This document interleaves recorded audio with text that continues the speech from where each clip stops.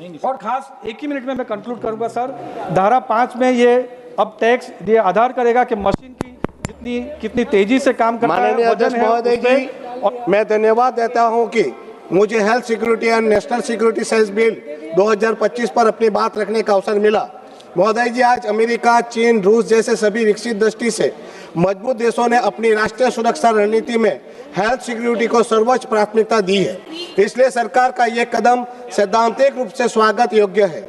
सरकार की मंशा पर कोई संदेह नहीं है, किंतु मंशा से ज्यादा जरूरी है सही नीति और प्रभावी इम्प्लीमेंटेशन।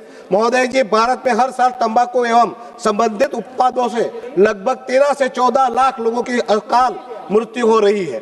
WHO की रिपोर्ट की बताती है कि मुंह के कैंसर के 90% से अधिक मामले स्मोकलेस तंबाकू, गुटखा, पान मसाला, खैनी आदि से होते हैं। 2022 में ही स्मोकलेस तंबाकू से लगभग 80,000 से 85,000 मुंह के कैंसर के नए मामले सामने आए।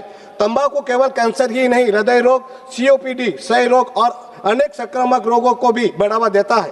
ये केवल व्यक्तिगत स्वास्थ्य का नहीं, भारतीय लोगों का एवं आर्थिक सुरक्षा का भी प्रश्न है। लेकिन महोदय जी, क्या केवल कीमत बढ़ा देने से यह महामारी रुकेगी?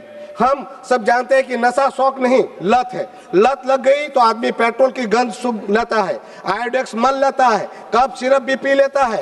जब दवा की दुकान पर कोरेक्स खरीदने के लिए आधार कार्ड मांगा जाने लगा, तब भी लोग जुगाड़ कर लेते हैं। फिर गुटखा, पान मसाला पर सेस या GST बढ़ाने मात्रा से हम ये उम्मीद कैसे कर सकते हैं कि लोग इस सेवन करना छोड़ देंगे? महोदय जी, हमने देखा है कि नशे की तलब इंसान को इंसानियत से दूर कर देती है। अपने बच्चे की दूध की बोतल के पैसे, पत्नी के गहने, घर का राशन सब बिक जाता है। क्या हम इतने बोले हैं कि ये मान ले कि महंगा होने से नशा करने वाले लोग ऐसे नशे का सेवन करना छोड़ देंगे? महोदय जी, सबसे बड़ा सवाल यह है, जन स्वास्थ्य को बचाने का एकमात्र रास्ता यही है हम जहर बेचने की इजाजत दे, इस पर टैक्स लगाकर राजस्व कमाए और फिर उसी राजस्व से उसी जहर से हुई बीमारी का इलाज करे। ये स्वास्थ्य सुरक्षा होगी या स्वास्थ्य सुरक्षा के नाम पर क्रूर मजाक? महोदय जी, हमारी सरकार का सिद्धांत कभी भी राजस्व के लिए जीवन से समझौता करने वाला नहीं रहा। इसलिए मैं सरकार से विनम्र निवेदन करता हूं कि इस शेष बिल को वापस लिया जाए और इसके पर एक व्यापक, सख्त और वैज्ञानिक कम्प्रहेंसिव तंबाकू एंड गुटखा कंट्रोल बिल लाया जाए, जिसमें निम्नलिखित प्रावधान अनिवार्य हो। सभी तंबाकू उत्पादों, स्मोकिंग एवं स्मोकलेस दोनों के कंपनियों के विज्ञापन, प्रयोजन एवं प्रचार पर पूर्ण प्रतिबंध लाया जाए, ताकि वे इलायची तथा अन्य पदार्थों के नाम पर अपने पान मसाला जैसे जहरीले पदार्थ न बेच सके।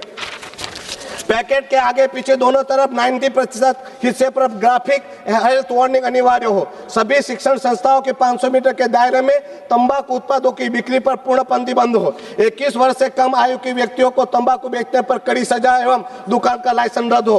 तंबाकू कंपनियों पर सुपर प्रॉफिट टैक्स या विंडफॉल हेल्थ सेस लगाया जाए, न कि आम भोक्ताओं पर बोझ डाला जाए। राजस्व की जरूरत है तो अवैध तंबाकू कारोबार पर कड़ी कार्यवाही कर छिपे हुए हजारों करोड़ रुपए वसूले जाए। महोदय जी, केवल प्रतिबंध से ही पूरा काम नहीं चलेगा। हम सब जानते हैं कि ड्रग्स, हेरोइन, चरस, गांजा आज भी गली गली में मिले जाने की बात है। हमारे पड़ोस में गुजरात में शराबबंदी है, फिर भी शराब आसानी से उनके हर गली मोहल्ले में मिलती है। और मजे की बात है, गुजरात में शराब के सेवन के लिए कानूनी परमिट मिल जाती है और सभी 77 होटलों को, रेस्टोरेंटों को शराब परोसने का लाइसेंस भी दिया जाता है।